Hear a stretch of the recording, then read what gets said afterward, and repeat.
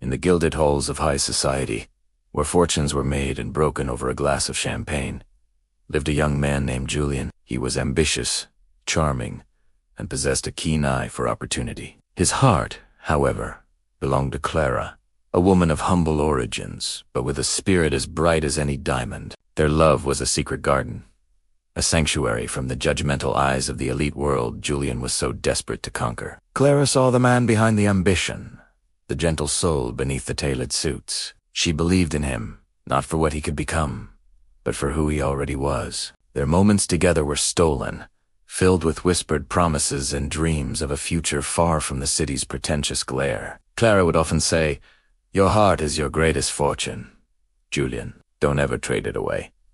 But the whispers of society were a siren's call Julian found increasingly hard to resist. He saw the power, the influence, the legacy he could build, and at the center of that vision stood a different woman.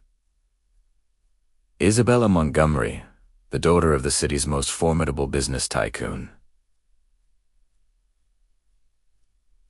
Marrying Isabella wasn't just a union of two people. It was a merger of dynasties, a golden ticket to the very top. The choice loomed over him like a storm cloud. On one side was Clara, the love of his life, representing a world of genuine connection and simple happiness. On the other was Isabella, the key to a kingdom of wealth and status he had craved since childhood. His ambition began to poison his love. He started seeing Clara not as his sanctuary, but as an anchor holding him back from his destiny. The laughter they shared began to sound like a distraction, her simple gifts a reminder of the world he wanted to leave behind. One rainy evening, standing before Clara, the words he had rehearsed felt like stones in his throat. He told her they were from different worlds, that his path required sacrifices she wouldn't understand. He spoke of duty, of legacy, of a future she couldn't be a part of. He didn't use the word love, because saying it would have shattered the facade he was so carefully constructing. Clara listened, her bright eyes slowly dimming. She didn't cry. She didn't argue. She simply looked at him, a deep, knowing sadness in her gaze, and said, "I hope you find what you're looking for, Julian. I truly do." With that, she walked away, taking the warmth and color from his world with her. The wedding of Julian and Isabella was the event of the year. The newspapers called it a perfect match, a union of power and prestige. Julian played his part perfectly, smiling for the cameras, raising his glass to toast a future that gleamed with promise. He had everything he thought he wanted: a powerful father-in-law, a seat on the board of a major corporation, and a life of unimaginable luxury. He moved through the opulent ballrooms and exclusive clubs, his name now synonymous with success. But an emptiness gnawed at him, a hollowness that no amount of wealth could fill. His marriage to Isabella was a business transaction dressed in silk and diamonds.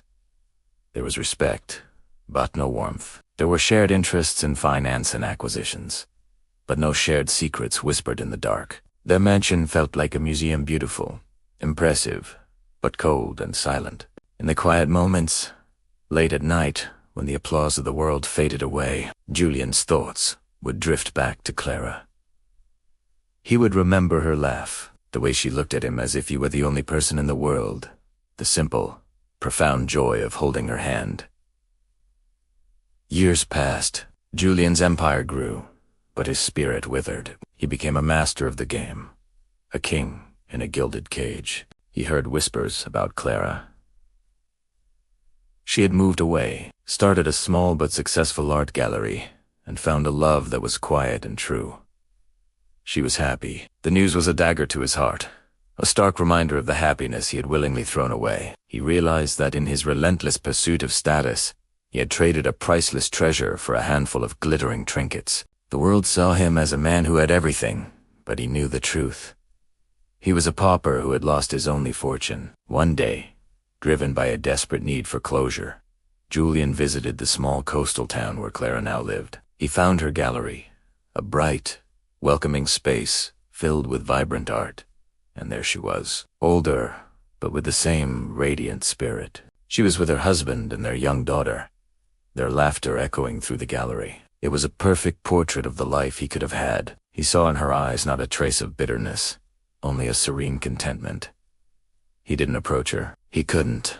He was a ghost from a past she had moved on from. He turned and walked away, the weight of his regret heavier than all his fortunes combined. Back in his sterile, silent mansion, Julian stood before a large window, looking out at the city lights that once seemed so magical. He had won the world, but lost his soul. He finally understood Clara S. words from so long ago.